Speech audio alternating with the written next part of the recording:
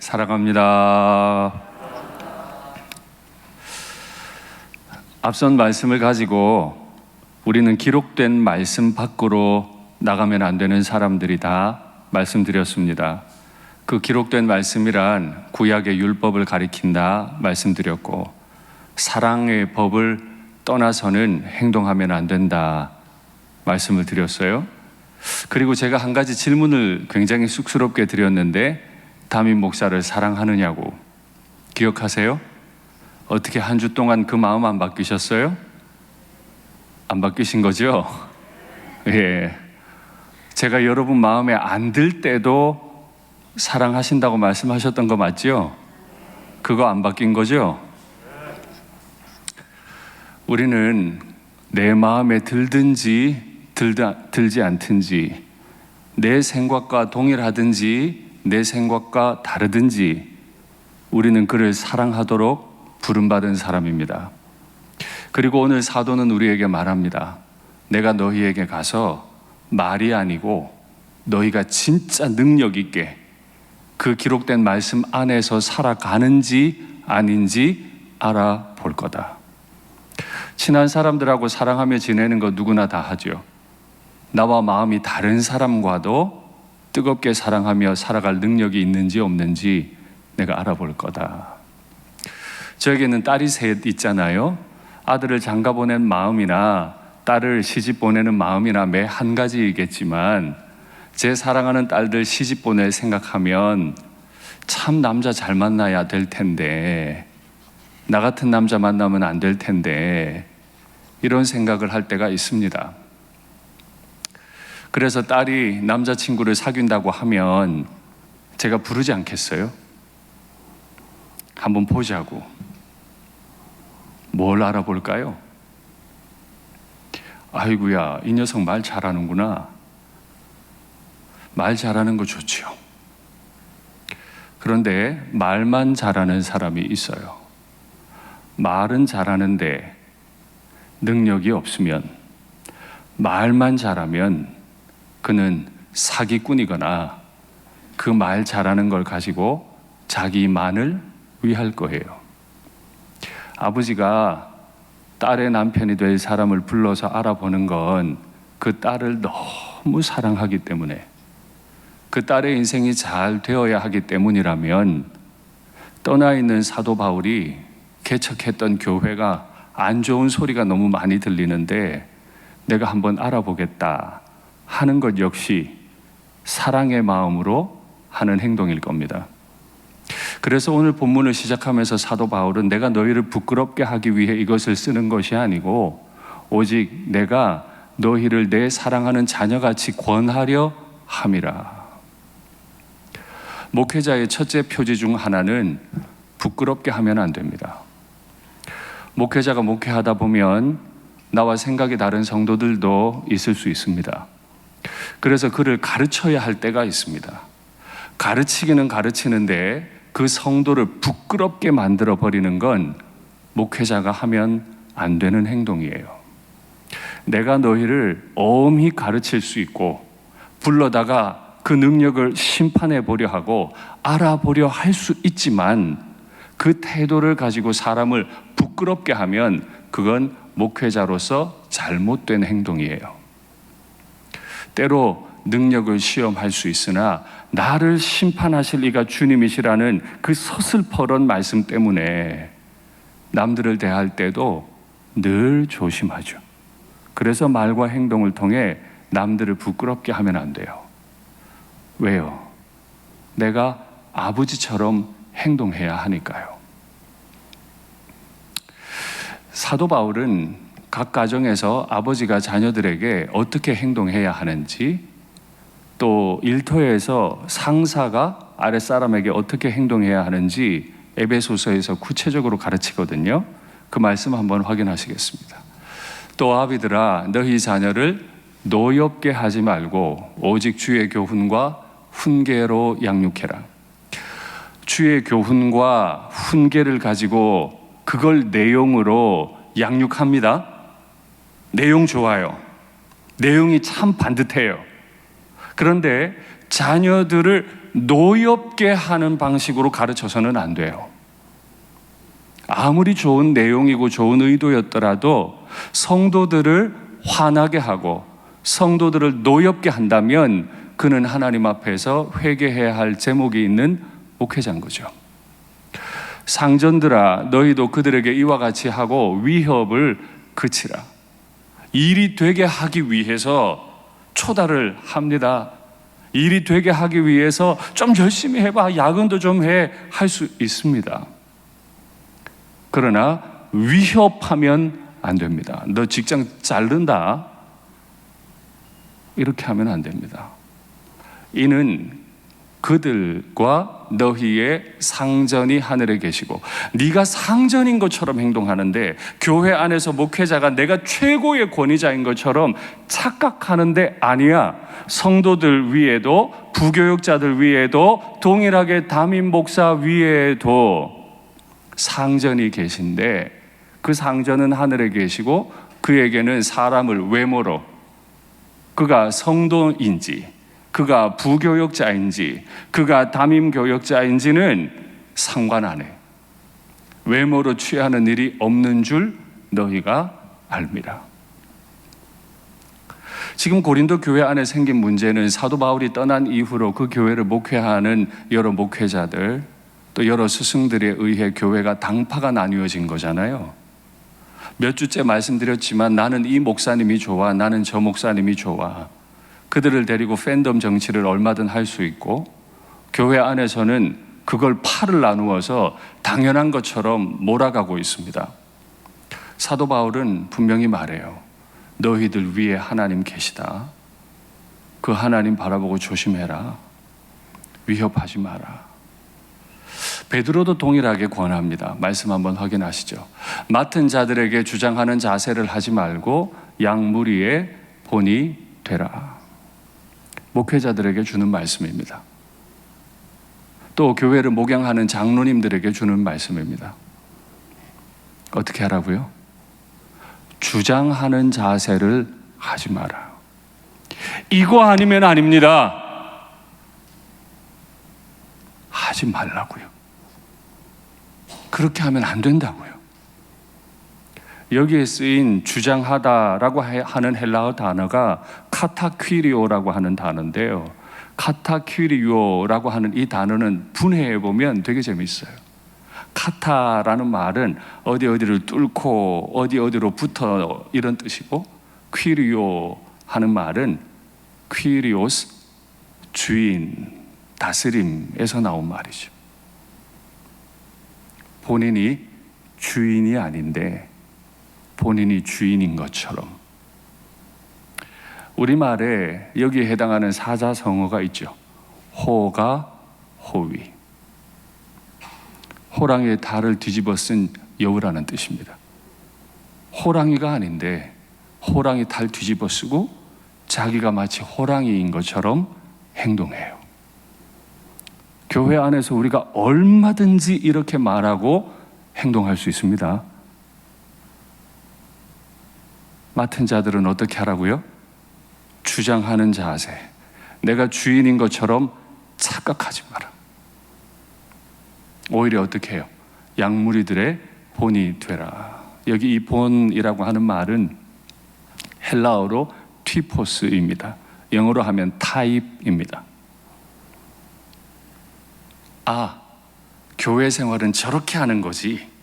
저분께 가서 내가 좀 배워야지. 저분 따라하면 교회 생활 잘 될 거야. 이렇게 만들어야 된다는 겁니다. 내가 철저하게 주인이 아님을 고백할 수 있고 주님 앞에 납작 엎드려 살아가는 모습을 보니까 우리 성도들이 야, 저분 시키는 대로 하면 되겠다. 저분 따라가면 되겠다. 그렇게 분위기를 만들어가고 내가 본이 되게 하는 건 맡은 자들, 장로들아 라고 베드로가 부르거든요. 여기서 말하는 이 장로는 목회자와 장로님들을 포함하는 말이죠. 교회에서 권위를 가진 모든 분들은 내 권위를 주장하는 것이 아니고 양무리들이 내 온유한 태도를 보고 감동해서 나를 잘 따라가고자 하는 마음을 불러 일으켜야 된다는 겁니다. 담임 목사도 또 여기에 계신 여러 중직자분들 양무리의 모범이 되고 계세요. 내가 저렇게 하면 되지. 양무리의 모범이 되고 계세요. 정말 두려운 일입니다. 주님이 판단하시겠죠. 말은 안 하지만 성도들은 판단하고 계시겠죠. 나는 저분 따라가면 돼. 내가 저분에게 배우면 교회 생활 잘 배우는 거야. 정말 양무리들의 본이 되고 계십니까? 그리스도 안에서 일만 스승이 있으되 아비는 많지 아니하니. 참 이게 무서운 말입니다. 로마 시대 사람은 이 말을 다 알아들었어요. 우리는 이해가 어려워요. 예수님 안에서, 교회 안에서, 예수님을 믿는 사람들 안에서 일만 스승은 있으되, 여기 말하는 이 스승은 탁월한 식견을 가진 스승을 말하는 게 아닙니다. 옛날 로마 제국 시대에는 주인의 자식들을 가르치는 스승들이 있었는데 이 스승들은 대부분이 노예였습니다. 노예 가운데 구변이 뛰어난 사람들이 있었어요. 그 노예들에게는 구변을 가르치게 했습니다. 셈이 빠른 노예들이 있었어요. 그 노예에게는 셈을 가르치게 했습니다. 글을 잘 깨우친 노예가 있어요. 이 노예들에게는 글을 가르치게 했어요. 그래서 이 노예들이 잘 가르쳐서 아들이 훌륭하게 자랐다고 주인이 판단이 되면 노예 딱지를 떼줬어요. 자유인이 되는 거예요. 더 이상 노예가 아닌 거예요. 그러면 노예 입장에서 열심히 가르칠까요? 대충 가르칠까요? 열심히 가르쳤을 겁니다. 더 이상 내가 노예가 안 될 수 있는 거니까 열심히 가르치다가 성질대로 잘 안 되는 거예요. 이 주인의 아들이 잘 못 따라와. 그때 이 노예가 매를 듭니다. 오늘 마지막 절에 나오죠. 내가 너희에게 매를 들고 나아가랴. 사랑과 온유한 마음으로 나아가랴. 주인의 아들을 때려서라도 아들을 성공시키는데 목적은 뭐라고요? 아들을 성공시키는 게 아니에요. 아들의 성공을 도구 삼아 내가 혜택을 보는 거예요. 무섭죠? 정말 충성해요. 주인의 아들을 얼마나 열심히 가르치는지 몰라. 때려서라도 가르쳐. 그 뒤에 내가 있어. 내 뜻대로 돼야 돼. 그래서 나한테 유익해야 돼.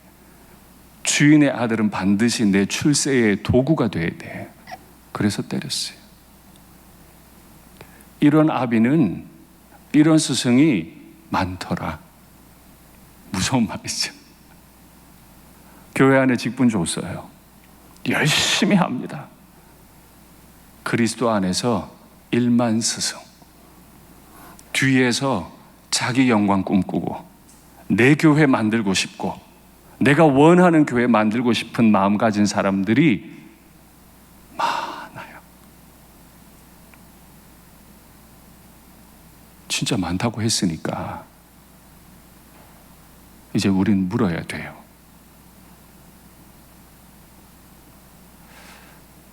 나는 그리스도 안에서 일만 스승이 아닙니까?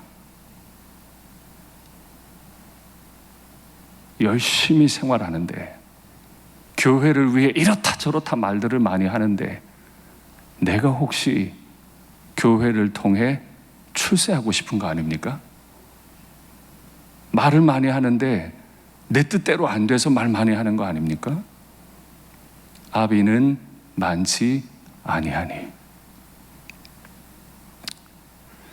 그러면 상대적으로 아비는 때리지 않겠죠.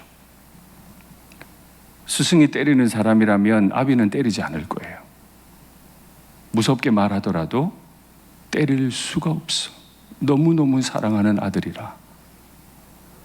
못난 채로 좀 떨어져 있더라도, 성장이 조금 느리더라도 아이의 영혼이 상처를 받을까 봐 때릴 수가 없어.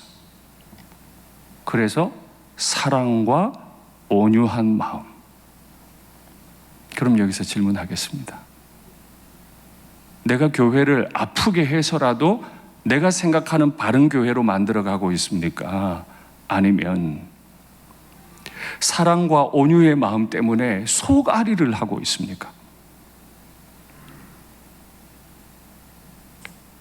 다 열심히 있는데요, 결과는 달라요. 그래서 우리는 참 무서운 겁니다. 그래서 사도 바울은 이렇게 표현하죠.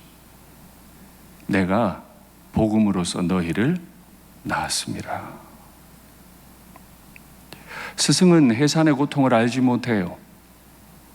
스승이 아무리 내 자식을 사랑한들 내 배 아파 낳은 엄마만큼 사랑할 수 없어요.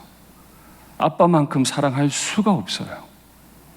그래서 사도 바울은 내가 지금 1장부터 4장 지금까지 너희에게 가르친 이건 그냥 노예가 출세하려고 가르친 지식이 아니고 해산의 고통을 가지고 너희를 낳고 길렀던 바로 그 엑기스 있는 말씀이야.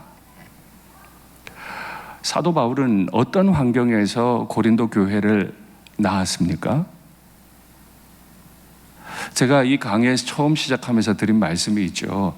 고린도라고 하는 사람들의 행동 양식이 너무 음란해서 헬라어 단어가 그 전에 없었는데 고린도인들의 음란함을 보고 만들어진 단어가 하나 있다고요. 코린티아 조마이, 고린도인처럼 행하다. 그래서 그때 제가 일산교회 조마이, 그건 뭐겠냐? 라고 물었는데 기억하십니까? 문 열고 밖에 나가면 온통 음란해요. 너무너무 음란해서 질식할 것 같아. 거기서 내가 내 배 아파서 새끼 하나를 놨어. 어떻게 기를까요? 마음 졸이고 성결하게 기르려고 애쓰지 않았겠습니까? 그렇게 가르친 거예요. 그 가르친 내용이 뭐죠? 파 나누지 마라. 네가 심판자 되지 마라. 네가 뭔데 옳고 그름을 판단하느냐? 나도 나를 판단하지 않아. 남들이 날 판단하는 거 그거 굉장히 작은 일이야.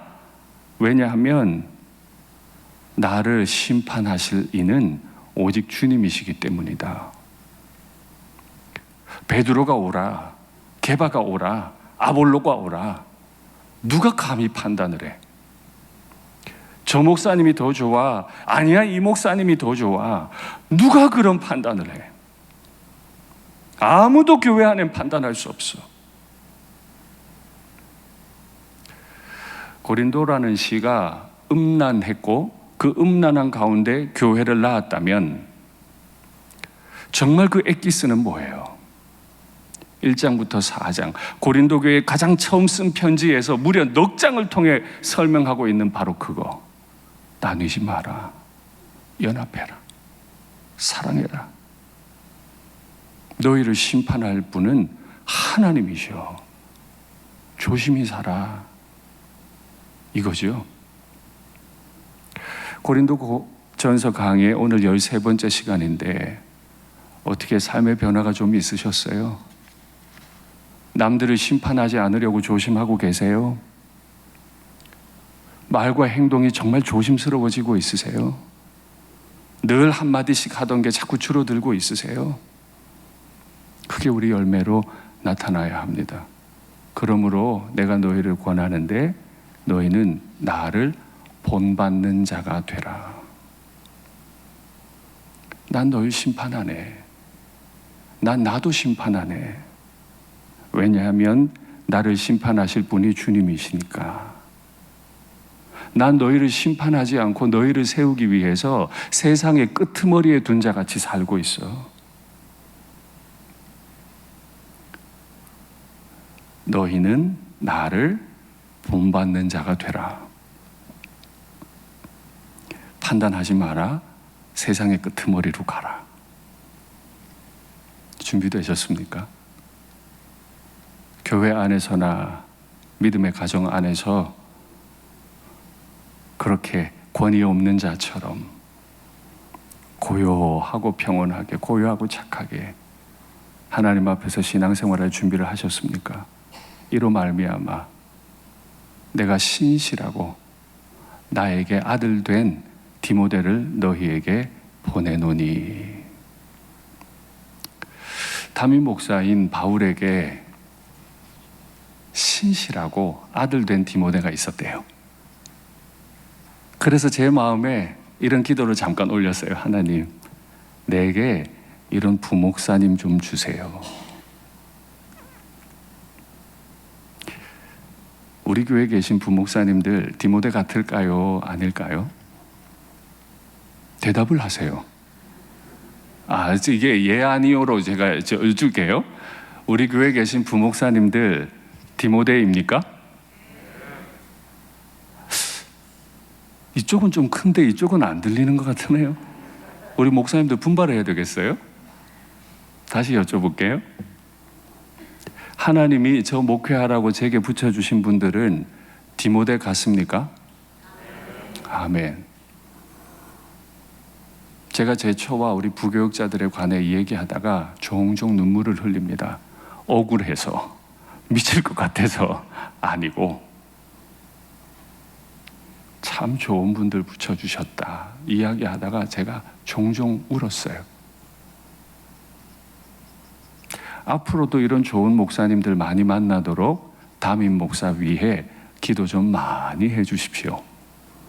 그래서 제가 다 가르칠 수 없는 거, 제가 여러분들 다 도와드릴 수 없는 거 우리 목사님들께서 곳곳에서 디모데처럼 도울 수 있도록, 그게 교회를 사랑하는 성도들의 마땅히 하셔야 할 바죠.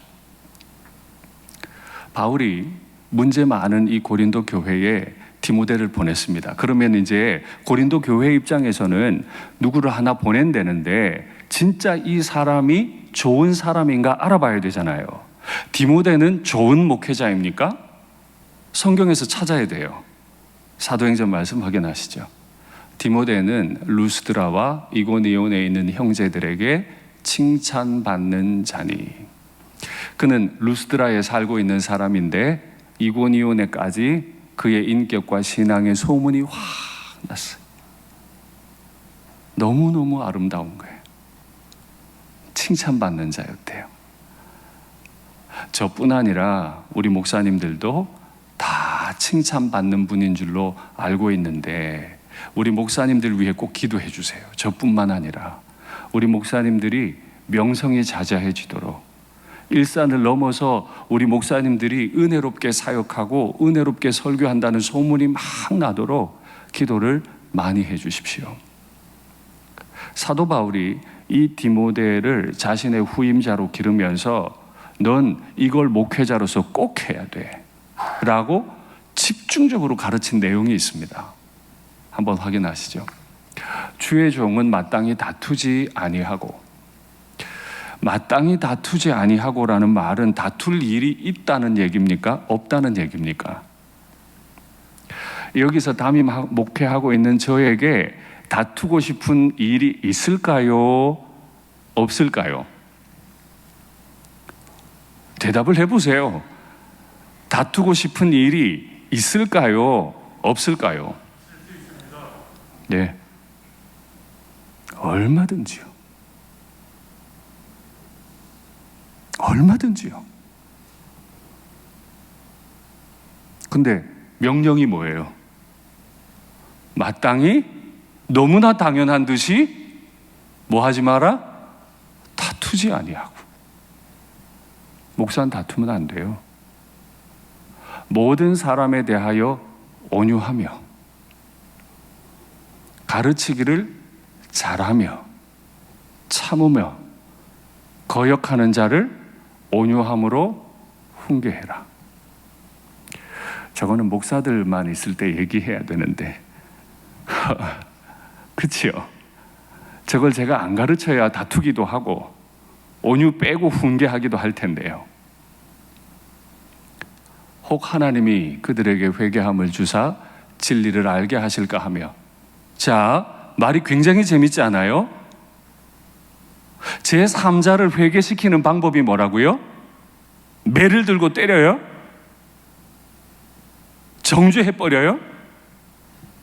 아니고 다투지 않고 온유하고 말씀 잘 가르치고 거역하는 자를 온유함으로 대하고 잘 참을 때, 그때 성도들이 마음에 감동받아서 회개한대요. 진리를 알게 하실까 하며 어떻게 진리를 알게 해요? 목회자가 그렇게 살 때, 그들로 깨어 마귀의 올무에서 벗어나 하나님께 사로잡힌 바 되어. 목회자가 다투고 싶은 일이 있다고 다투어 버리면 마귀의 올무에 잡히는 거예요. 성도들도 다투고 목회자도 다투고 온 교회 다투는 교회예요. 이건 마귀의 올무. 하나님께 사로잡힌 바 되어 그 뜻을 따르게 하실까 함이라. 그래서 저 위에 기도해 주세요. 교회 안에 다툴 일이 없으면 좋겠으나 커트라인 하나도 없는 우리 일산교회 안에 모든 분들이 모여서 의견 내는데 어떻게 다툴 일이 없겠습니까? 다투고 싶은 일이 있죠. 그러나 제가 잘 참도록, 제가 온유하도록, 그래야 우리 교회 회개의 역사 나타나고, 그래야 진리 안에 우리가 거하게 되고, 그래야 교회가 마귀의 도구가 아니라 하나님의 도구로 쓰임받을 수 있대잖아요. 저를 위해 많이 기도해 주세요. 가르치는 사람만 잘 참고 가르침 받는 사람은 잘 참지 말까요? 가르치는 사람만 온유하고 가르침 받는 사람은 온유하지 말고 그냥 생각나는 대로 내 하고 싶은 대로 할까요? 아니죠. 그 가르침을 그대로 받아야죠. 이렇게 루스드라와 이고니온에서 칭찬받았던 디모데가 자기의 목사 됨에 관해 배우고 그곳으로 갔어요. 고린도에서 뭘 가르칠까요? 내가 각처 각 교회에서 가르치는 것을 생각나게 하리라. 고린도 교회에만 특별히 가르치는 게 아니고요, 각처 각 교회에서 지금도 사도 바울이 열심히 가르치고 있는 그거를 내가 이미 디모데에게 다 가르쳐 놨어. 그러니까 디모데가 너희 교회에 가면 특별하게 꼬집어서 말하는 게 아닐 거다. 내가 각처 각 교회에서 전하고 지금도 전하고 있는 이 말을 너희에게 가서 전할 건데 그 말 좀 들어볼래? 그럼 사도 바울이 각처 각 교회에서 가르치는 게 뭐죠? 사랑하라는 거예요. 오직 사랑하라는 거예요. 분열하지 말라는 거예요. 화목하라는 거예요. 온전히 하나가 되라는 거예요. 이걸 너희에게 계속 생각나게 할 건데 그 말씀에 좀 따르면 좋겠다. 그런데 얘들아, 내가 간혹 이런 얘기를 듣는다. 너희 중 어떤 사람이 사도 바울이 온다고는 하지만 실제로 오지 않을 것처럼 스스로 교만하여졌으나 사도 바울이 오면 자신은 말도 못해요. 사도 바울처럼 능력도 없었고 사도 바울처럼 설립한 것도 아니고 사도 바울처럼 지혜도 지식도 없어요. 사도 바울이 없이 편지만 자꾸 보내고 있으니까 아이고 사도 바울 봐라, 편지 쓸 때는 다 암대해. 진짜 얼마나 편지를 가지고 강하게 말하는지 몰라. 그런데 안 나타날걸? 왜냐하면 사도 바울은 구변이 좀 약해. 이게 고린도 후서에 기록되어 있어요. 어떤 사람이 내가 안 올 것처럼 그 고린도 교회에 따리를 틀고 딱 앉아가지고 교만하게 행동하고 있더라. 2000년 전에 고린도 교인들만입니까? 아닙니다. 주님이 안 오실 것처럼, 주님이 나에 대해 심판 안 하실 것처럼 따리를 틀고 앉아서 내 말을 주장하고 내 행동을 주장하면 안 됩니다. 고린도 교회에 갑자기 사도 바울이 올 수 있듯이 우리 일산교회에 갑자기 주님이 오실 수 있어요. 그때 날 심판하실 거예요. 너 보자. 몇 명 받아서 몇 명 만들었니? 너 예산 얼마일 때 교회 받아서 예산 얼마 교회 만들었어? 그런 걸로 날 심판하신다고요? 아니라고 말씀드렸죠. 너 사랑과 온유함으로 목회했니? 너 사랑과 온유함을 그대로 이어받아서 성도에게 사랑과 온유함으로 대했니? 복음을 위해 세상의 끄트머리까지 갔니? 팔을 안 나누려고 애를 썼니? 그걸로 심판하시겠죠. 그래서 우린 늘 조심해야 합니다. 사도 바울이 언젠가 오듯 우리 주님도 반드시 오실 거예요. 내가 그들에게 속히 가서 그 교만한 자들의 말이 아니라 능력을 알아보겠으니. 말을 잘하는데요, 말만 잘하면 첫째, 사기꾼이 되거나 둘째, 그 말을 가지고 자기를 유익하게 합니다. 그러나 진짜 말을 잘할 뿐만 아니라 말을 못해도 괜찮아요. 그에게 복음의 능력이 있는가를 심판하실 거예요.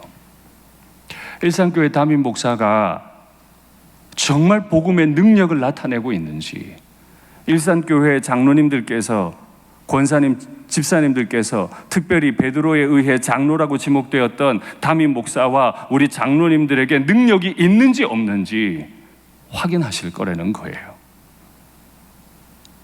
일 처리하는 능력 말고 사랑하는 능력,